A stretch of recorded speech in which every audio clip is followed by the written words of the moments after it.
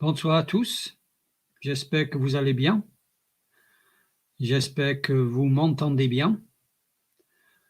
Ce soir, je voudrais faire une vidéo parce que nous arrivons encore une fois à cette époque de l'année qui restera, je pense, à jamais une tare, une honte pour l'Église évangélique en France. Vous me demandez de quoi je parle?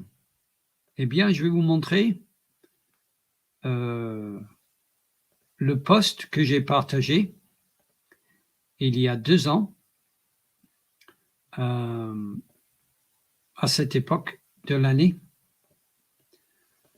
J'ai partagé ce post-là il y a 2 ans et je voudrais le lire avec vous. Je propose une journée nationale de repentance pour les églises évangéliques de France.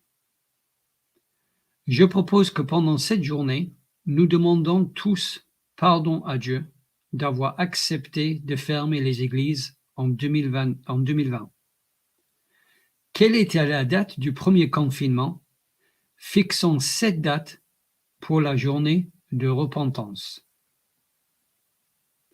Voilà le post que j'ai fait il y a 2 ans.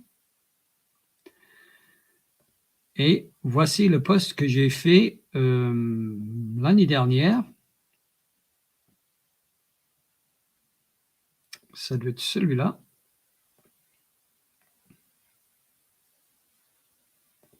Oui, voilà le post que j'ai fait l'année dernière. Seigneur, il y a 2 ans, nous, les évangéliques de France, avons accepté de suivre les dictats impies de César et de fermer nos églises. Ainsi, nous avons empêché le peuple de Dieu d'obéir au commandement de Dieu, de se rassembler le dimanche pour louer ton nom, écouter ta parole et rompre le pain. Nous nous sommes pris pour le chef de l'Église. Mais un seul est chef de l'Église, Jésus-Christ le Seigneur. Toi qui as versé ton sang pour l'acquérir. Père éternel, pardonne-nous notre arrogance et notre désobéissance. Donne-nous le courage de ne plus recommencer. Amen. Donc effectivement, vous voyez où je veux en venir. Nous arrivons effectivement à cette époque de l'année.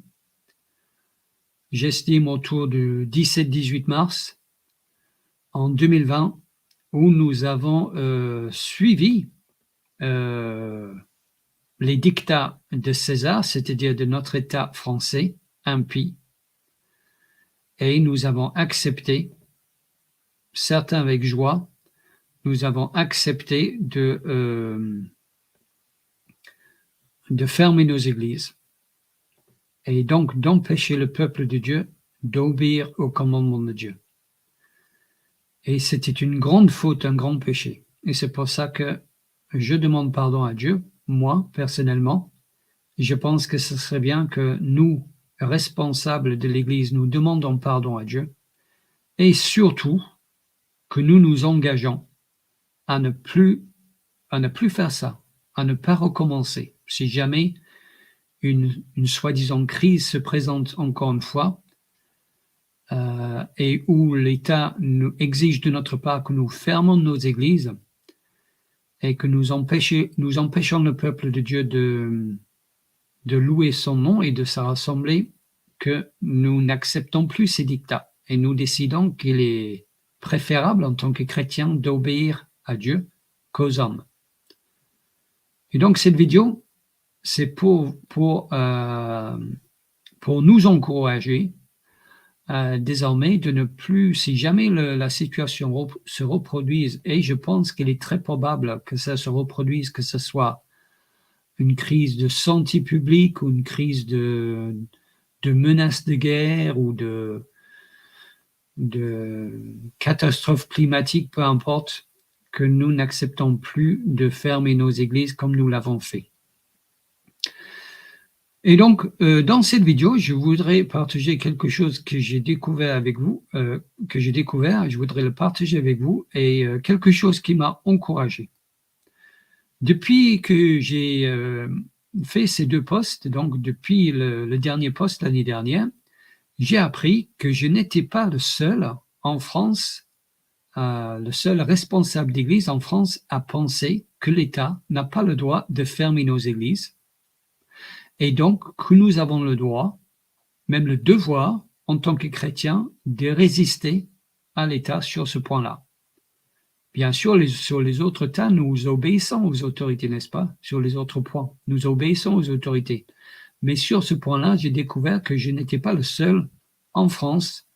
Donc, je savais déjà qu'il y avait des gens comme moi, des chrétiens lambda comme moi, qui ne sont pas pasteurs et qui pensaient comme moi, parce que vous avez partagé ça dans les commentaires de ma vidéo.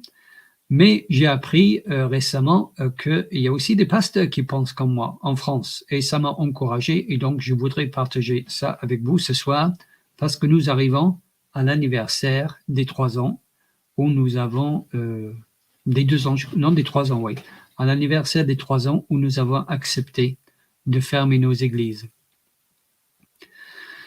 Alors, où est-ce que j'ai appris ça? C'est parce que j'écoute régulièrement une émission, un podcast qui s'appelle The Dividing Line. Voilà, je vous le partage à l'écran. C'est le monsieur qu'on voit à l'écran, le monsieur chauve là, il s'appelle James White, c'est un apologète, un docteur en théologie, et j'écoute son podcast très régulièrement. J'en rate pas un parce que c'est pour moi vraiment un enseignement de qualité. Et son ministère, comme c'est marqué sur l'écran, c'est Alpha and Omega Ministries. Et ce jour, donc il y a 6 mois, ce jour, James White a reçu un autre pasteur qu'on voit en tout petit en bas à gauche de l'écran. Et c'est ce pasteur-là qui m'a encouragé. Et je voudrais donc vous expliquer ce qu'il a dit dans la vidéo, vous parler un peu de lui et de ce qu'il a fait, et après faire le lien avec les responsables français qui pensent, qui croient que l'État n'a pas le droit de fermer les églises. Donc, pendant son émission, son podcast, James White a été rejoint par le pasteur allemand Tobias Riemenschneider. Excuse-moi si j'écorche son nom. Tobias Riemenschneider. Et ils ont parlé ensemble de la déclaration de Francfort. La déclaration de Francfort. Et voici ce que dit ce pasteur sur l'origine de la déclaration de Francfort dans cette vidéo à partir d'environ 10 minutes. Et je traduis, parce qu'il parle en anglais, je traduis ce qu'il dit dans cette vidéo. Il explique un peu l'origine de la déclaration de Francfort. Donc, j'ai traduit ces paroles à partir de 10 minutes. Surtout quand la crise du Covid est arrivée et toutes les restrictions sont venues avec, et nous avons pensé que nous devions nous adresser au public. Alors, nous avons publié 2 déclarations, l'une au début de 2021 et une autre à la fin de décembre 2021. La première déclaration était une réponse à une déclaration qui a été mise en avant par 50 responsables d'églises évangéliques libres. C'est ainsi que nous appelons les églises qui ne sont pas l'église d'État, les églises d'évangéliques libres. Et ces 50 responsables d'églises évangéliques libres faisaient essentiellement la promotion de toutes les mesures autour du Covid, en disant aux chrétiens qu'ils ne devaient pas résister aux mesures mises en place, mais qu'ils devaient se conformer. Nous avons pensé qu'il serait nécessaire de donner une réponse biblique à cela. C'était la première déclaration que nous avons faite. Donc, début 2021. Et puis, en décembre 2021, ici en Allemagne, et fondamentalement, tous les responsables politiques voulaient introduire un mandat général de vaccination pour l'ensemble de la population.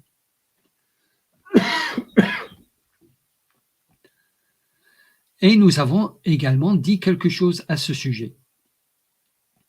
Vous savez que nous avons publié une autre déclaration, Et notre objectif principal était d'encourager les croyants fidèles parce qu'ils étaient souvent laissés seuls, même dans leurs propres églises, abandonnés en quelque sorte par le propre pasteur. Avec tout ceci, il y avait beaucoup de chrétiens qui n'avaient tout simplement pas d'orientation. Et nous avons essayé de leur fournir cela. Et c'est ce que nous avons fait en 2021, en décembre 2021.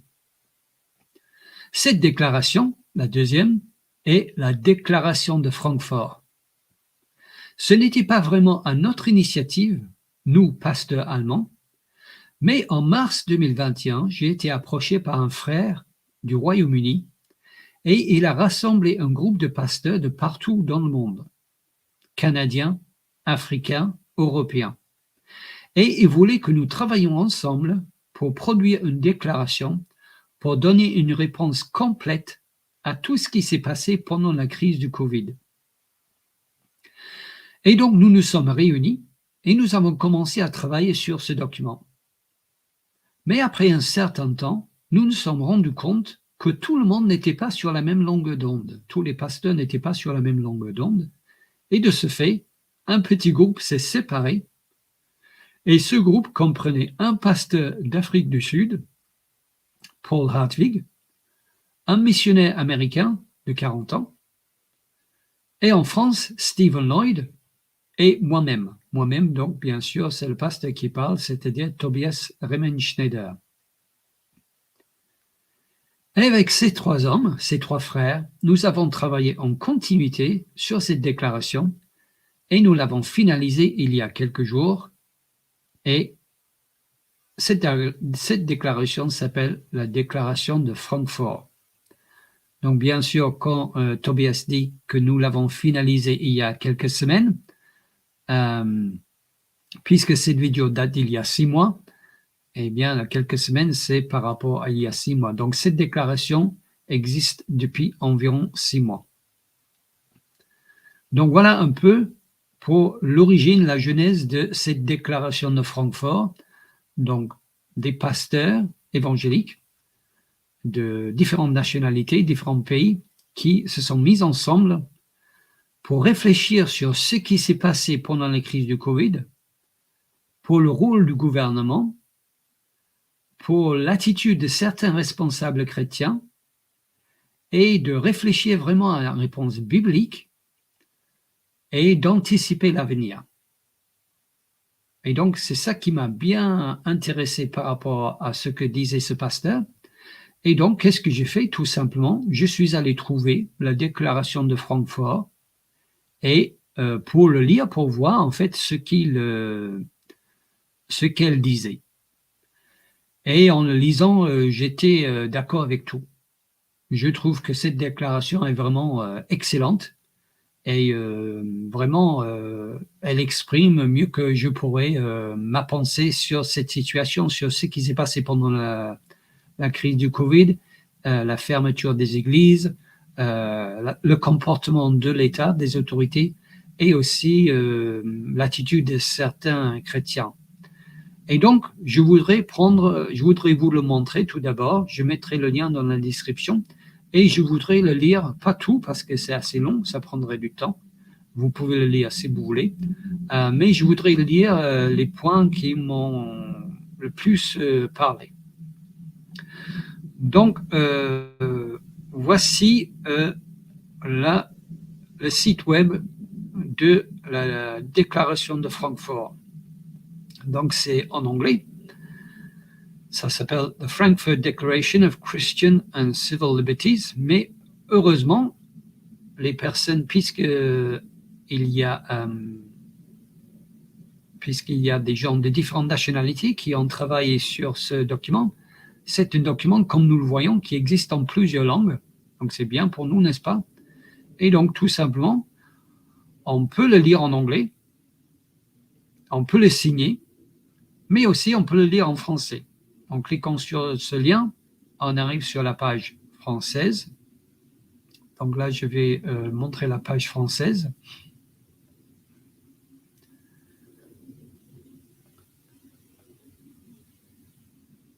Voilà. Et Et donc, je vais vous lire les parties qui m'ont le plus interpellé et le plus encouragé, en fait.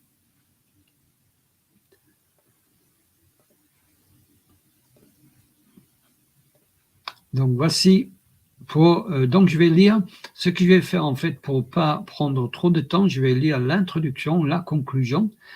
Et il y a 5 articles. Et plutôt que de lire tous les articles dans la totalité, je vais lire pour chaque article, je vais lire le titre. Et pour chaque article, ils affirment des choses et ils nient, ils refutent des choses. Et je vais lire surtout ce qu'ils nient, parce que c'est là vraiment qu'on voit, quelle est leur pensée sur ce qui s'est passé et sur l'avenir. Donc, la déclaration de Francfort des libertés chrétiennes et civiles. Au cours de l'histoire de l'humanité, il devient parfois nécessaire pour les personnes de bonne foi de s'élever contre les abus de pouvoir. Cela ne doit être fait qu'après une réflexion sérieuse, accompagnée de prières, ainsi que dans une attitude d'humilité et de respect pour les autorités qui ont été établies par Dieu. Une telle protestation doit être exprimée dans l'espoir que les autorités civiles, dont on constate qu'elles érodent les droits et les libertés, puissent néanmoins s'acquitter de leur responsabilité de gardiennes de ces droits. Quelques pasteurs soucieux, issus de différents continents, et préoccupés d'une part par l'émergence d'un totalitarisme de l'État sur tous les domaines de la société, en particulier sur l'Église, et d'autre part par le mépris des droits donnés par Dieu et garantis par les constitutions lors de la crise de Covid, ont fait cause commune pour rédiger une déclaration solennelle qui cherche à répondre à ces menaces avec les vérités intemporelles de la parole de Dieu. Les affirmations et les démentis suivants, dérivés des principes bibliques, sont soumis à la considération de tous les chrétiens et des autorités compétentes dans l'espoir que ce document apportera lumière et force pour un témoignage fidèle à Jésus-Christ à notre époque. Donc voilà pour l'introduction, la préambule. Nous passons donc au premier article, donc article 1. Dieu créateur, souverain, législateur et juge. Alors, ils affirment quelque chose ici et après, ils nient quelque chose. Et moi, je vais passer chaque fois à ce qu'ils nient parce que c'est là où on voit vraiment, je pense, les points importants. Nous nions donc après avoir affirmé ce qu'ils croient, nous nions donc que la matière impersonnelle soit la réalité finale derrière toute chose et la croyance selon laquelle la conduite humaine est simplement un phénomène biologique et sociologique. Donc, il nie la théorie de l'évolution, n'est-ce pas? Puisque Dieu est le législateur et le juge ultime, nous nions le droit de toute autorité terrestre à définir la morale et à exiger l'obéissance inconditionnelle de leurs citoyens lorsqu'elles sont contraires à la loi de Dieu. Nous avons également de bonnes raisons de remettre en question les déclarations éthiques et la vision morale de l'État moderne, puisque son humanisme séculaire et son éthique relativiste n'ont aucune base transcendante pour statuer sur le comportement humain ou la moralité. Donc, autrement dit, quand on croit que tout est chance et que les êtres humains, c'est que de la matière et l'énergie, eh bien, à ce moment-là, on n'a rien à dire sur l'éthique et la morale de ses citoyens. Parce qu'il n'y a aucune base transcendante pour dicter la conduite morale des êtres humains. Article 2. Dieu comme source de la vérité et le rôle de la science. Je passe donc tout de suite à ce qu'il nie. Nous nions donc que les gouvernements humains soient moralement et idéologiquement neutres. Nous nions donc que les gouvernements humains soit moralement et idéologiquement neutre, qu'il sache ou recherche toujours ce qui est bon pour le citoyen, et que l'on doit faire confiance inconditionnellement à leur discours. Nous rejetons toute tromperie, tout discours alarmiste, toute propagande et tout endoctrinement de la part de l'État et des médias, ainsi que tout reportage sur les problèmes mondiaux critiques qui est prématuré, sélectif ou manipulateur sur le plan idéologique. Nous rejetons également les affirmations de tout prétendu consensus scientifique qui abandonnent la méthode scientifique et ignorent ou suppriment les préoccupations des voix dissidentes. Des voix dissidentes. Nous rejetons également le scientisme, car même lorsque les résultats scientifiques décrivent correctement un phénomène particulier, ils ne peuvent pas aborder de manière adéquate et normative des réalités sociales complexes ou prescrire des politiques qui ont des implications éthiques. Alors là, waouh, quel chapitre! Et là, j'ai envie de dire Amen. C'est vraiment excellent ce qu'ils disent ici. Article 3. L'homme à l'image de Dieu. Je passe tout de suite à ce qu'il nie. Nous refusons donc les actions déshumanisantes d'une autorité gouvernementale ou de toute autre institution visant à soumettre toute personne à une manipulation psychologique et à une intimidation. Cela inclut le fait d'encourager la suspicion envers les autres en les présentant comme des menaces potentielles pour le bien commun et individuel. De même, nous nous opposons à ce que l'État prenne des décisions médicales pour ses citoyens. De même, nous nous opposons à ce que l'État prenne des décisions médicales pour ses citoyens, ainsi qu'à la criminalisation, la ségrégation forcée, le licenciement professionnel obligatoire et toute autre privation des droits des personnes qui choisissent de ne pas se conformer aux politiques médicales de leur gouvernement. Il y a quelques années, tout ça n'aurait pas été obligé de le dire, mais maintenant on est obligé de le dire, n'est-ce pas? Je continue. Nous rejetons donc toute forme de coercition médicale et toute restriction des libertés individuelles des personnes qui ne sont pas infectées par une maladie contagieuse ou potentiellement mortelle.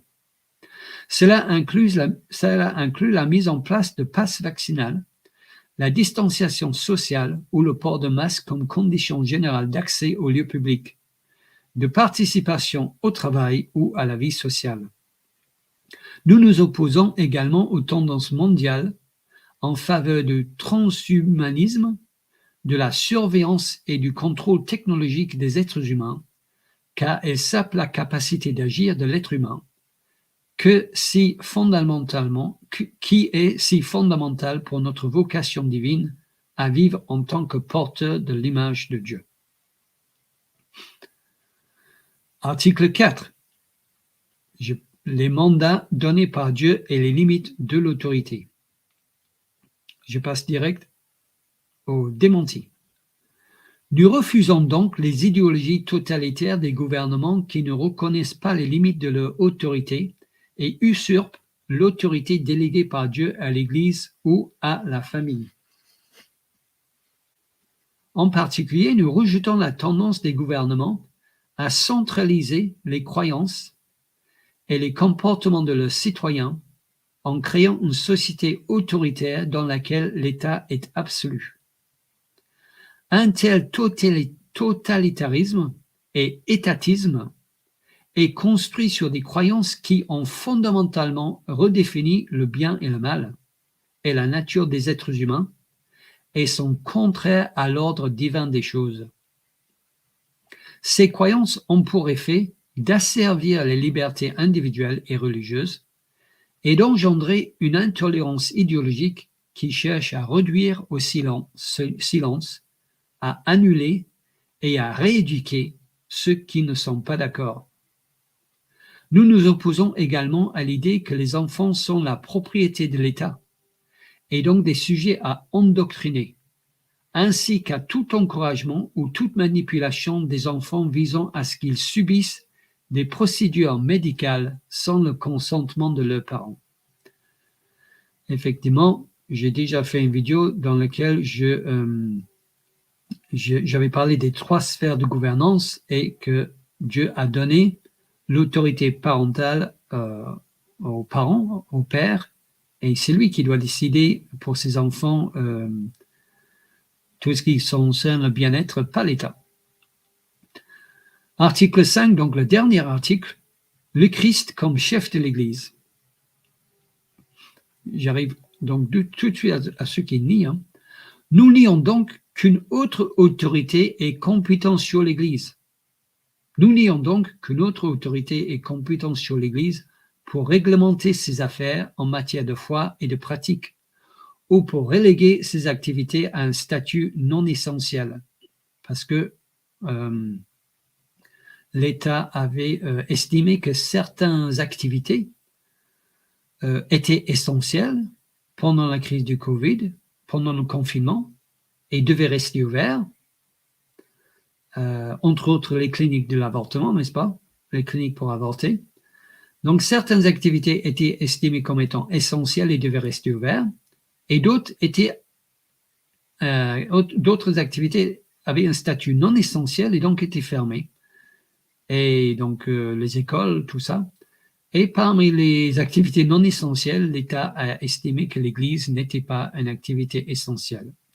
Et donc, c'est pour ça qu'il disent ici que nous nions que notre autorité et compétence sur l'Église pour réglementer ses affaires en matière de foi et de pratique ou pour reléguer ses activités à un statut non essentiel. Effectivement, si Dieu a dit que l'Église était essentielle, ou plutôt si Christ, le chef de l'Église, a dit que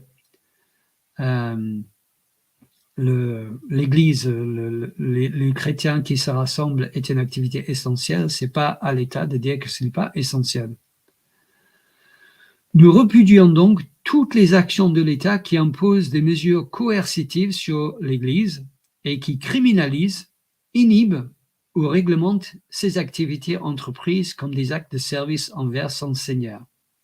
Effectivement, une église, et je ne pense pas que c'est arrivé en France, mais des pasteurs au Canada notamment, qui ont continué à louer le Seigneur le dimanche matin, ont fait de la prison. C'était des criminels. Enfin, nous résistons à la tendance des plateformes numériques dans le culte et le ministère chrétien à devenir des substituts du ministère en présentiel qui est essentiel à notre foi. Effectivement, l'Église, ce n'est pas un Zoom, l'Église, c'est être présent. Maintenant, comme je l'ai déjà dit, je trouve que certains pasteurs sont un peu hypocrites dans ce domaine-là parce que maintenant, ils insistent sur l'importance de se réunir le dimanche matin alors que c'est eux qui avaient fermé leurs églises, les portes de l'église, le bâtiment, alors que certains chrétiens voulaient s'y rendre. Mais bon, nous sommes d'accord, bien sûr, que l'église, c'est les chrétiens qui se rassemblent le dimanche matin et pas un Zoom chacun chez soi. Et je finis donc avec la conclusion de cette déclaration, un appel au respect, à la repentance et à la résistance. Nous félicitons et exprimons notre gratitude aux autorités civiles qui respectent la nature essentielle de ces croyances et pratiques chrétiennes et qui ont une haute considération pour les libertés individuelles et religieuses. Aux autorités civiles qui n'ont pas respecté ces libertés, nous vous demandons de vous repentir et de redevenir les protecteurs de la liberté et des droits que Dieu a donnés à tous les hommes. De peur qu'en abusant de l'autorité que Dieu vous a donnée, vous ne deveniez passible de la colère de Dieu. À ceux qui veulent nous obliger à obéir à l'État séculier plutôt qu'à Dieu, nous disons respectueusement mais fermement, comme les 3 Hébreux qui refusèrent d'adorer la statue d'or de Nebuchadnezzar, nous n'avons pas à vous répondre à ce sujet. Le Dieu que nous servons est capable de nous sauver de vous, et il nous sauvera de votre main. Mais même s'il ne le fait pas, nous voulons que vous sachiez que nous ne servirons pas vos dieux, et que nous n'adorerons pas les idoles que vous avez dressées. Daniel 3, 16 à 18. Et moi, je dis Amen à ce chapitre, à ce paragraphe, pardon. Et vraiment, c'est pour ça que je partage cette déclaration avec vous. Ça doit être, nous, chrétiens, notre attitude pour l'avenir. À moins vraiment qu'il y a la peste noire qui arrive. Bien sûr, s'il y a des milliers de morts et des gens qui tombent tout autour de nous, on est intelligents quand même, nous, des chrétiens. On est responsables. Mais ce n'était pas le cas pour le Covid, n'est-ce pas? Donc, ça doit être notre attitude que nous devons obéir à Dieu plutôt qu'aux hommes. Je continue. À nos frères et sœurs en Christ dans le monde entier, nous disons, fortifie-toi et prends courage. Ne t'effraie pas et ne t'épouvante pas, car l'Éternel, ton Dieu, est avec toi partout où tu iras. Josué 1,9. Il semble que le monde pourrait bien entrer dans une période d'épreuve, non seulement pour l'Église, mais pour tous ceux qui croient en la liberté et qui s'opposent à la tyrannie. Soyons solidaires de ceux qui sont durement éprouvés, arrêtés et isolés de force pour avoir choisi de faire ce qui est juste. Soyons solidaires de ceux dont les églises sont fermées de force ou qui sont exilés de leur congrégation. Aidons et soutenons concrètement ceux qui sont condamnés à une amende ou qui doivent renoncer à leur emploi pour l'amour de Christ. Et nous demandons à nos frères et sœurs qui ont vécu toute leur vie sous la persécution de prier pour nous, afin que Dieu nous donne la grâce de bénir ceux qui nous persécutent et de prier pour eux. Que Dieu nous donne le courage de rester ferme dans notre foi en tant que ses témoins, et que lui, qui est le Seigneur au-dessus de tout, nous donne la force de rester fidèles et de persévérer jusqu'à la fin. Amen. Donc voilà l'essentiel de cette déclaration de Francfort. Comme je l'ai dit, je mets le lien dans la description de cette vidéo pour que vous puissiez le lire en totalité. Ça vaut le détour, c'est vraiment une déclaration excellente. Et vous avez vu que vous avez aussi les citations des passages bibliques sur lesquels toutes les affirmations et les démentis sont appuyés. Donc, pour finir, je voudrais faire le lien donc avec la France, parce que pour l'instant, je n'ai pas parlé de la France, mais j'y arrive maintenant. C'est parce qu'en fait, ce que j'ai découvert, c'est qu'un des signataires, et c'est même pas un des signataires, en fait, c'est une des personnes principales de cette déclaration dont Tobias a parlé. Il a parlé d'un pasteur en France. Eh bien, j'ai fait quelques recherches et j'ai trouvé le site web de l'église de ce pasteur. Et donc, je voudrais le partager avec vous ici dans cette vidéo. Donc, voici le site de ce pasteur. Donc, c'est l'église protestante évangélique du Narbonnais. C'est son site web. Et nous voyons donc le plan. Et après, en descendant la page, on voit notre équipe. Eh bien, c'est ce monsieur-là, ce monsieur qui, Tobias a cité dans la vidéo, qui s'appelle Stephen Lloyd. C'est le frère du Royaume-Uni qui était à l'initiative, si j'ai bien compris, de cette déclaration. Donc, c'est ce frère, ce pasteur et son épouse. Et il a fondé cette église, l'église protestante évangélique du Narbonnais. Et donc, c'est cet homme-là, Stephen Lloyd. Et donc, c'est pour ça que je disais que j'ai découvert entre deux que je n'étais pas la seule personne en France, qu'il y a d'autres responsables en France qui estiment, je ne sais pas quelle est la position de Stephen Lloyd sur le confinement, mais je pense,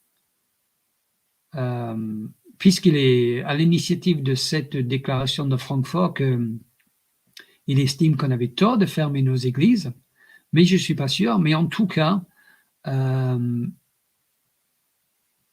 pense que je peux affirmer, puisque, ayant lu la déclaration, que Stephen Lloyd est très prudent, serait très prudent si jamais l'État, très sceptique aussi, peut-être si l'État exige de notre part de nouveau la fermeture de nos églises, et peut-être estimerait qu'à ce moment-là, on ne pourrait pas adhérer au dictat de César, et donc que là, dans ce cas-là, il vaudrait mieux obéir à Dieu qu'aux hommes. Donc voilà, Stephen Lloyd. Donc si on clique sur le lien, on arrive à une petite description de ce pasteur.